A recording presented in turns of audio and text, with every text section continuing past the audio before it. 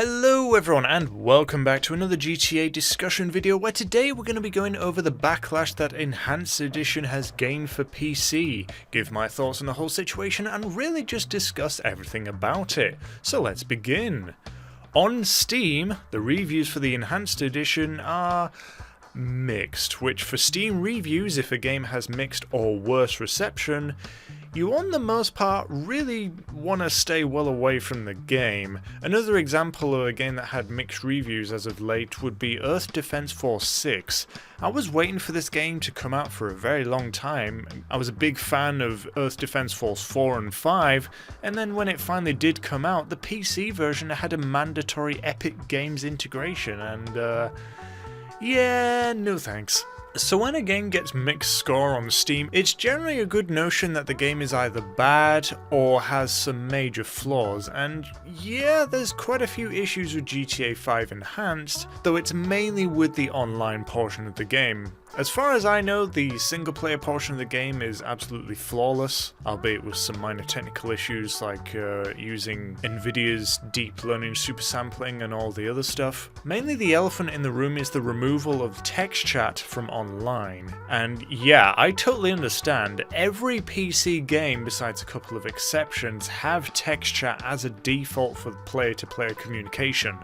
It's extremely rare for a person to use in-game voice chat on PC. It's just not really a thing that PC gamers do. I've been playing PC for pretty much half of my life, and it is extremely rare for people to use voice chat in a game itself that supports it. It's extremely commonplace for games to support voice chat, but it's extremely rare for people to actually use it. If people want to squad up and co-op voice chat in a game, it's usually done through Discord. A PC game that's online that doesn't have text chat is taboo to say the least, very weird, and I saw a Reddit post where some guy was playing with a noob on a mission and the noob wanted to fly the airplane to the destination, only for the poster to realise they couldn't ask them if they actually knew what they were doing because they couldn't use text chat and they had never felt so powerless before. That resonated with me and I totally agree. Voice chat is just not a thing that PC gamers use in games, and it goes to show just how out of touch the Rockstar devs are at making games.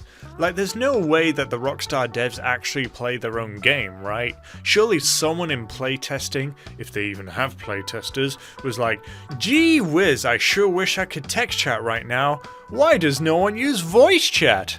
Wait, is it like when Blizzard made Diablo Immortal, they were like, don't you guys have phones? I bet Rockstar are also like, don't you guys have microphones? Oh, and while we're talking about issues, there is an issue with the Titan 250D where you're unable to put cars inside of it. I was going to use this as part of a different video, but yeah, I'll just recycle it for use in this video.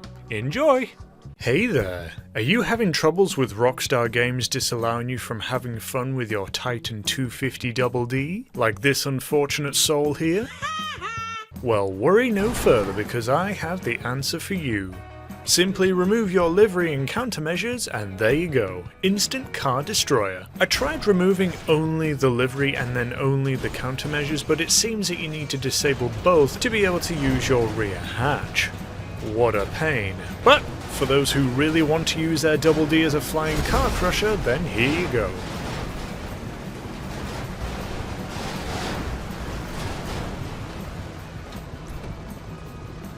Your Etsy package has arrived.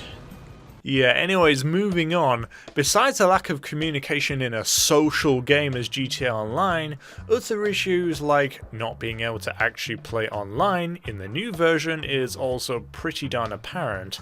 A lot of people are reporting that they can't migrate their accounts and Rockstar support are basically like, oh sorry, we can't do anything about it. Ooh. People are speculating that it's either because their accounts have been modified in some way or have had money dropped on them, but I mean if that were true, you can add me to that list. I'm not gonna lie, I've had my fair share of cheated money been paid into my account over the years. I've never modded besides that one time in 2015 where I used Cheat Engine to manipulate time and also stop the cops from coming after me because Lester was a pain in the ass back then, but that was only a temporary ban. I did receive a permanent random ban on my main account which was later revoked. Maybe it's because I'm a YouTuber, who knows, maybe I get special privileges with bans and stuff, though I know Bruffy1322 is permanently banned for doing a property money glitch like a lot of other people did. Luckily I didn't even know about the glitch at the time, or I may well have tried it myself and I'd be in the same boat, but yeah, I migrated just fine with no issues. Let me know guys, have any of you been locked out of migrating despite being a legitimate account? How many of you have gotten in despite having used mod menus in the past and have had cheated money? I'd like to know. I promise I won't report you. Other minor issues with the game seem to involve the poor implementation of ray tracing. I'm not surprised, the game wasn't designed with ray tracing in mind when they designed it back in 2013, but here's an example. Some guy took a photo with and without ray tracing when casting a shadow of the Avenger. It definitely looks borked. And then we have some other minor issues like ghosting when using Nvidia's deep learning super sampling, which basically allows you to double the frame rate of a game using AI. Understandable, but I don't think it's fair to really expect Rockstar Games to perfectly implement and test every portion of this massive game with new graphics technology. But then again, we did wait, what, 3 years?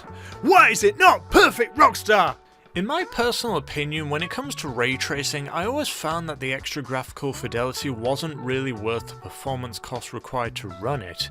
In particular, the cars I felt looked worse. Like, even if they were more realistic, I felt that Rockstar Games already did a really good job at making the car reflections look nice without the need of ray tracing.